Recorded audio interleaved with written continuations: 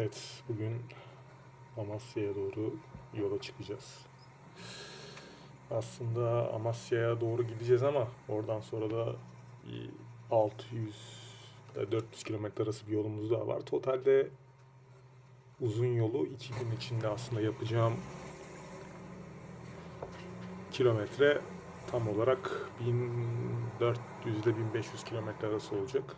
Yani bu bizim millette hani şey var ya, uzun yola eski arabayla gidilmez, işte eski araba dert oluşturur bilmem ne.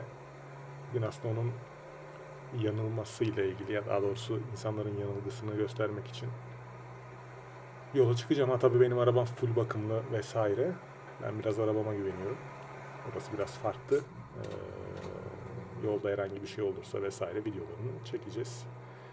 Şimdi ileriden bir benzin, gaz şuradan hemen alalım. Ondan sonra yine kaldığımız yerden devam ederiz. Bir yağ kontrolü falan yapacağız. Şimdi şuraya bir girelim. Ondan sonra tekrar devam ederiz.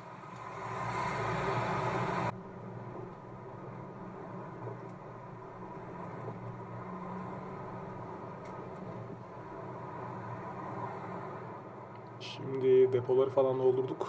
Daha doğrusu benzin doldurmadım, gazı doldurdum. Sadece bir süre onunla gideceğim. Kahvemi falan aldım güzelce. Oradan yağ alacaktım ama istediğim 20-50'lik yağ kullanıyorum ben yazın. Kışa geçerken 10'u 40 kullanıyorum. 20-50'lik 1 litrelik bir yağ lazımdı bana. Onu bulamadım orada. 4 litrelik falan var. 4 litrelik de bana yaramıyor yani. 1 litre gibi bir şey alacağım. Hani yarım ekleyeceğim, 500 ml falan. Ne olur ne olmaz da yanımda dursun. Normalde hep bulunur da bu seferlik kalmamış diyelim. Bulamadım daha doğrusu. Kömürlüğe falan baktım, orada da yok. O yüzden ne olur ne olmaz diye şimdi ileride bir tane daha şer var. Ankara çıkışına Kırıkkale'ye doğru. Şurada bakın görmüşsünüzdür. Oradan bir 20-50'lik yağ alacağım 1 litre. Sonra bir şanzıman yağı, işte şey falan kontrol edeceğim. Motor yağını, suyuna falan bakacağım. Eksikse onları ekleyeceğim. Sonuçta eski araba illa damlatıyor vesaire. Sonra komple yola çıkmış olacağız. Ben şuradan bir onları alayım.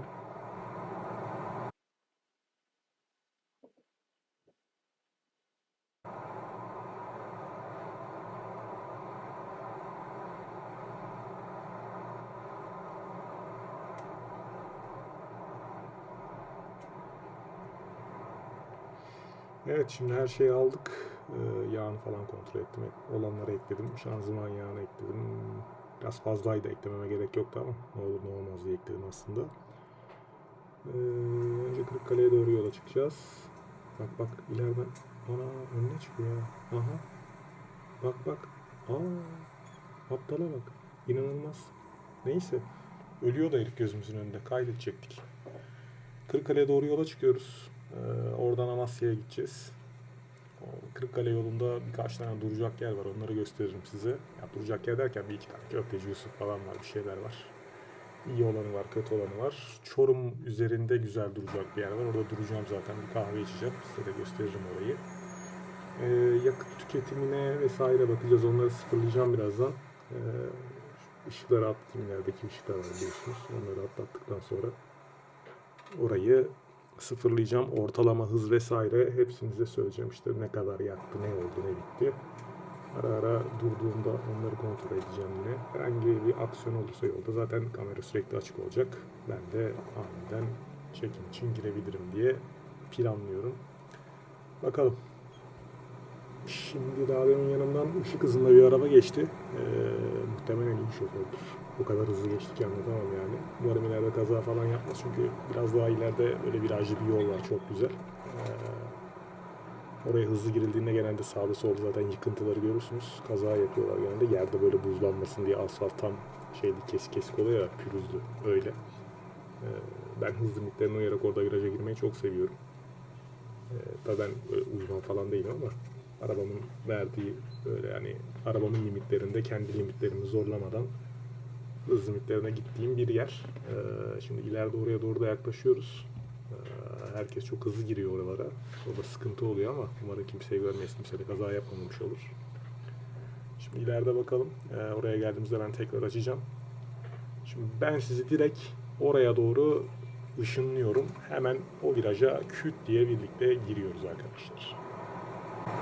Dediğim yere geldik. Burası böyle aşırı virajlı bir yer falan değil. Yani sadece eğlenmelik böyle ufacık bulamayan insanların böyle hafif uzun yolda ufak şımarıklıklar yaptığı bir yer. Öyle büyük bir viraj değil, yetenek gerektiren viraj değil. Herkesin dönebileceği bir viraj yani aslında. Ben sadece burada eğleniyorum yani hoşuma gidiyor. Şimdi arabayı da bir standart moduna alalım. Ki anlamsız vites değişiklikleri yapmasın. Yani sağlamca virajlarda tutsun, tepkilerinde iyi cevap versin diye standart moduna aldım.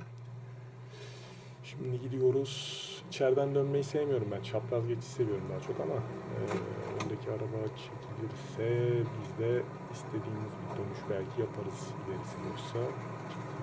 Sen çekildi. Biz de geçtik zaten, frene de basıyor virajda. Biraz güvensiz geldi benim için. Ben rahatça girebileceğim ve çıkabileceğim hızda ilerleyeyim. Normal girip çıkıyorum, öyle uzmanı falan değilim dediğim gibi. Sadece arabamın limitini ve kendi limitlerimi bildiğim için sol şeritten gitmeyi seviyorum da. Genelde 120-140 arasına bağlıyorum ama işte sağda solda araba olunca çok, bazen biliyorsunuz BMW'de arkadan kaymaya meraklı. Bende de ESP, NSP olmadığı için 90 model kara düzen bir araba sürdüğümden mütevellit birazcık dikkatli olmayı aslında seviyorum. O yüzden işte bu. Bizim eğlencemiz bu kadardı. Şu an bitti yani. Viraj bile değil bence de. İzleyenler dalga geçer muhtemelen. Bu köfteci Yusuf'tan bahsetmiştim. İleride şimdi bir sağda var bakın. Bir tane de solda, onun hemen karşısında var. Soldaki daha iyi. Yani sağdaki birazcık bence kötü. Bir tane de Eskişehir'de Bozüyük'te var. O da bence self servis olan çok başarılı değil. Ama diğer köfteci Yusuf'ları severim. Sürekli yolda olduğum için. Bir Kırıkkale'de bu sağ tarafta olan, şimdi birazdan yanından geçeceğiz o. Bir de o Eskişehir'deki beni pek açmıyor. Bir de burada normal bir dinlenme tesisi var. Yani adını falan unuttum ama o çok kaliteli bence. Birazdan ben sizi direkt onun yanına ışınlarım. Adını falan hatırlamadığım için şimdi söyleyemeyeceğim. Ekimeti falan güzel, böyle fiyatı da uygun. Yani normal dinlenme tesisine ben durmam, yani kurumsallada duruyorum ne olur ne olmaz diye. Ama yine de onu bir göstereyim size. Ben beğenmiştim. Bana da bir arkadaşım tavsiye etmişti. Ben sizi şimdi oraya ışınlıyorum.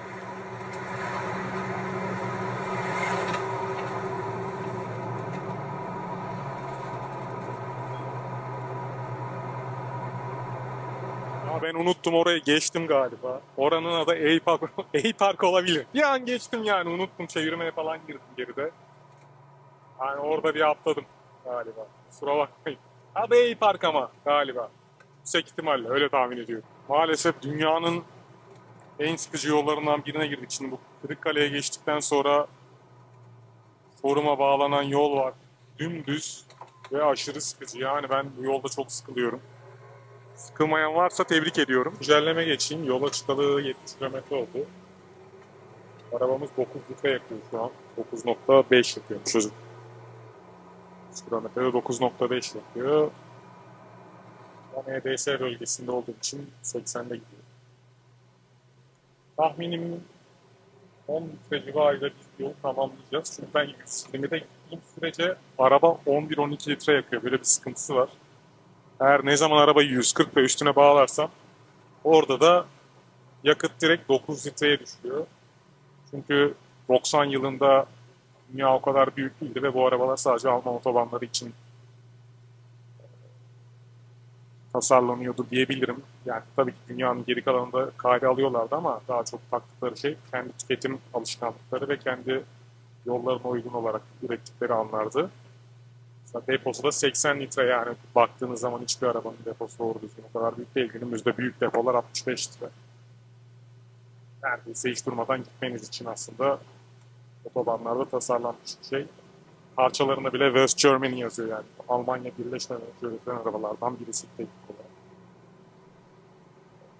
Hızlı gitsem daha az yakar ama maalesef Türkiye şartlarındaki sınırlamalarla 10 litrenin biraz üstünde yakacak gibi duruyor. Ara ara güncelleme vermeye devam ederim ben yakıt tüketimimle ilgili. Çorum'da bir mola vereceğiz. Çok güzel bir yer var. Samsun'a giderken keşfetmiştim bir keresinde. Hemen çıkışta çok güzel ağaçlık, yeşil alan kafe var. Oraya gideceğiz. Eğer çekmekten ben sıkılırsam veya kapatmam gerekirse kamerayı direkt oraya ışınlanırsak Kusura bakmayın şimdiden. Evet, Ballışehir'deyiz. Kırıkkale şey. EDS 70. Ama kırmızı ışığı da var. Bakın şurada fotoğraf çeken çok tatlı bir makine var solda. Bilmeyen varsa bunlar çok güzel fotoğraf çeker. En pahalı fotoğrafınızı çekiyorsunuz. Yani bir arkadaşımın iddiasına göre çalışmıyorlar günün belli saatlerinde. Ama ben yani bunu iddia eden arkadaşımdan başka da bu iddiada bulunan birini görmedim. O yüzden o yemiyor bir de. Ben hızlı geçiyorum. Böyle yolu tanıtı da var. Aa bak geçiyor. Yemeyiyor. Tamam okey de yani. Onun yememesi bizlerin de yemeyeceği anlamına gelmiyor. O yüzden yine de 70'te 80'de artık onun limiti neyse onlara dikkat edin derim. Yakıt tüketimimiz hala 9.5 hiçbir şey değişmedi. Zaten son güncellemeden yana da 20 kilometre geçti. Delice'ye girdik. Ben sakin yerlerde daha rahat konuşuyorum. Böyle arasında da böyle çok konsantre olup köpek atlar bir şey oldu falan. Şu konsantrasyonumu konuşmaya ayırmamak için sadece EDS'li yerlerde konuşuyorum.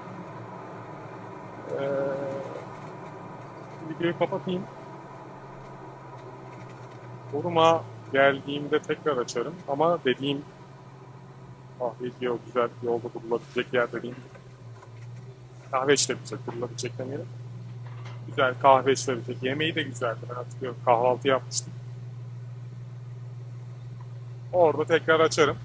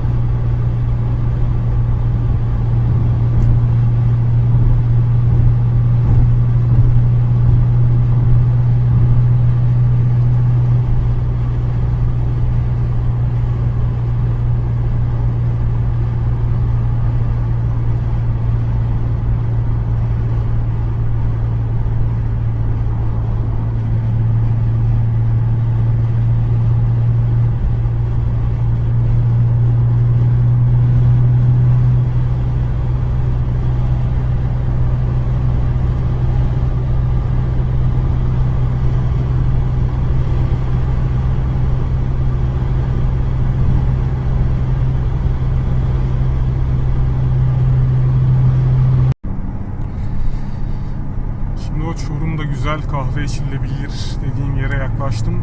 Ama tam olarak nerede olduğunu hatırlamadığım için biraz yavaş ve sağdan gidiyorum şu anda. Biraz daha vardı sanırım ama 1 kilometre sonra yazdı.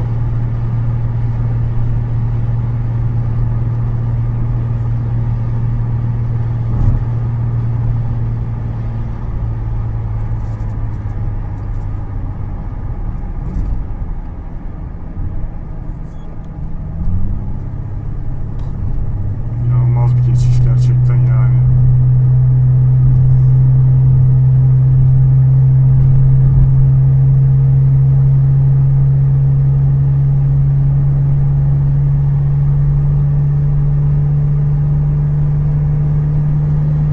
Çok yaklaştık.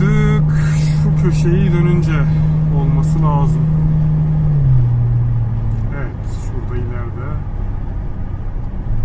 Geçsek mi? Bunu geçelim. İleride Shell var. Kameradan görünmüyordur muhtemelen ama onunla yan yana. Geçmeyelim. Önünde kamyon var. O da sağa girecek zaten.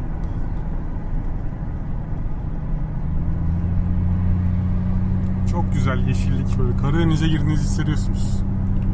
Çorum Karadeniz bölgesine aitmiş burada. Ben bilmiyordum. Yani Çorum'un Karadeniz'e ait olması zor bence. Saçma yani en azından.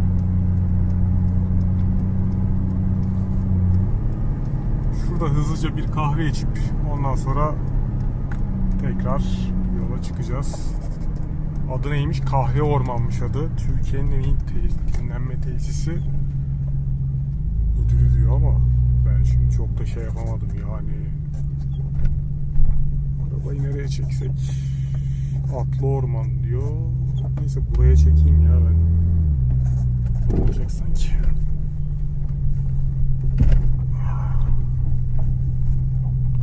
İçeriden de görüntü atarız.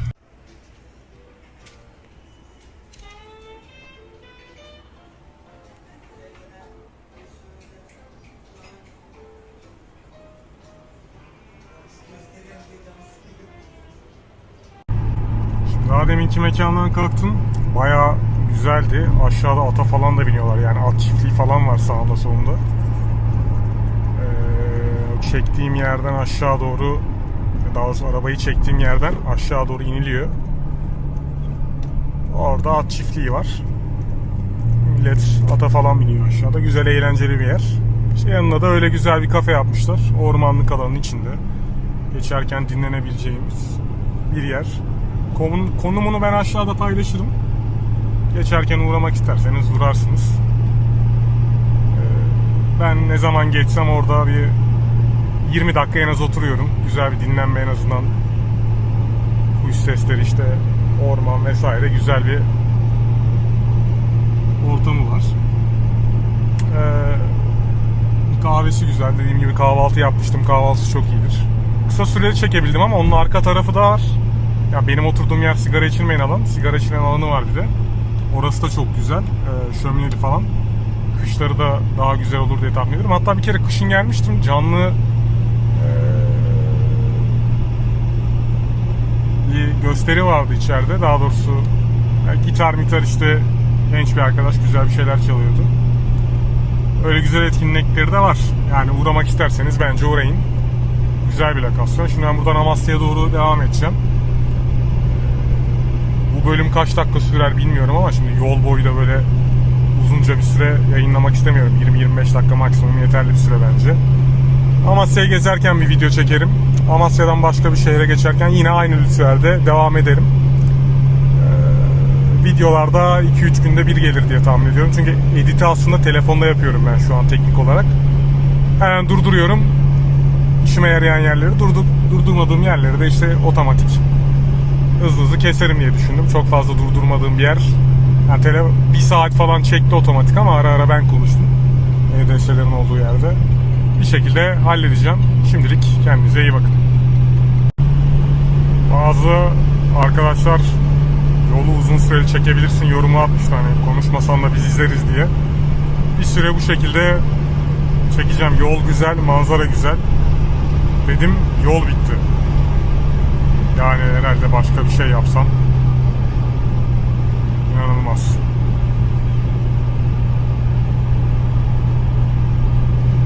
Bir süre böyle çekmeye devam edelim. İzlemek isteyen izleyebilir. Yol benim de hoşuma gitti. Biraz gürültülü olacaktır. Ben sesi biraz kısarım. Arkasına da telifsiz bir müzik eklemem diye düşünüyorum. Çünkü çok rezil müzikler var yani. Siz sesi kısıp arkaya kendiniz müzik açın bence.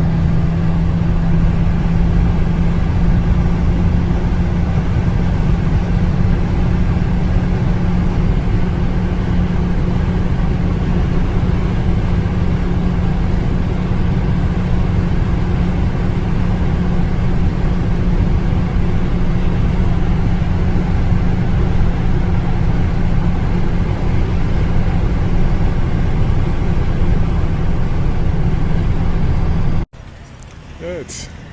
Şehzadeler şehri Amasya'dayız.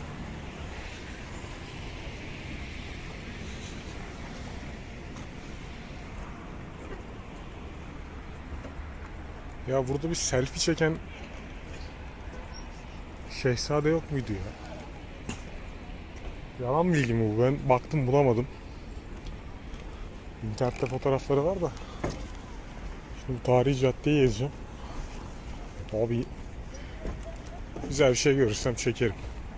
Görmezsem geldim yani işte kanıt olsun diye çekiyorum ha. Şunlar kral mezarı. Evet. Şimdi bu klasik ev galiba bunlar ya. Hep Ankara'da Hamamönü'nde var, Kastamonu'da var, Çankırı'da var. Hepsini aynı şekilde restore ediyorlar. Böyle bir sokak. Ama araba geçişi açık galiba.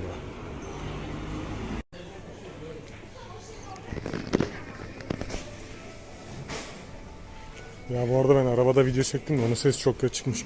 Mikrofonda bir sıkıntı var galiba. Üfleme sesi gibi bir ses geliyor. Kısabilirsem kısarım. Olmazsa üstüne kayıt yaparım artık. Nasıl olur bilmiyorum ama. Yani burası böyle bir herhalde 200 metrelik bir cadde. Güzel. Gelince zaten yürüyeceğiniz klasik yerlerden biri. Hemen üstte kral mezarlar. Şimdi burası da yürüdüğüm yerin tersi.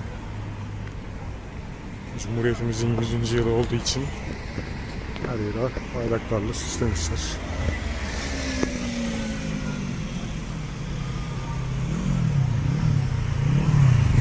Güzel. Aha, selfie çeken eleman. Şimdi Amasya'dan çıktık. 350 kilometre yol yapmışım. Totalde 36 litre aldım geri. Yani hemen hemen işte 100 kilometrede 10 litre gibi bir şey yaktı aslında.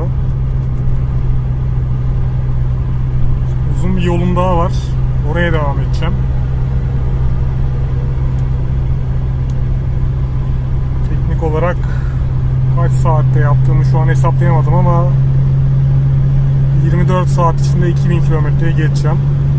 Tekrar göstergeyi sıfırladım zaten. Bu arada bu 350 kilometreyi saatte, yani yol boyu ortalama aslında 350 kilometrenin hız ortalaması 125-130 gibi bir şeydi. Ona en son veririm hani şehir içi şehir dışı da karıştığı için. O yüzden orada yapacağım en mantıklı şey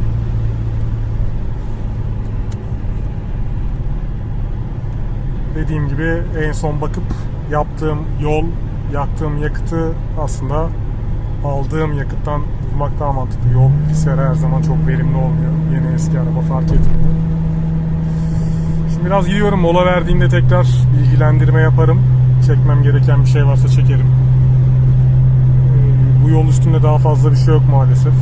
Tek o Çorum üstü uğradığımız kahveci vardı. Bir de Amasya'da işte çektiğim yerler var. Onun dışında çok bir şey yok. Tekrar çekerim ben. Şimdilik sanırım bu kadar. Görüşürüz. Şimdi Sivas'a geldik. 162 kilometre olmuş. İleride çıkışta Sivas'ın çıkışında bir Shell var. Bayağı büyük ve güzel. Orada bir çay molası vereceğim. Biraz yakıt alacağım. Sonra yola devam etmeyi planlıyorum. 163 kilometrede yine baktım 15 litre civarı yakmışız. Yani her halükarda 100 kilometrede 10 litre yakıyor şu anda. Yine yakıt aldığımda detaylı bir bilgi paylaşırım. Oradaki Shell'den de arabanın pisliğini gösteren uzun yol kirlendiği halini gösteren bir video çekerim sağını soluna. O benzinliklerde arabalar güzel duruyor zaten kirlendiği için herhalde, bilmiyorum. Yani bana güzel geliyor en azından. Tekrar görüşürüz. Evet, yakıtları tekrar doldurduk. Şimdi yola devam edeceğiz. Dönüşü muhtemelen çekmem. Bir kahveyi aldım. Bitirelim. Görüşürüz.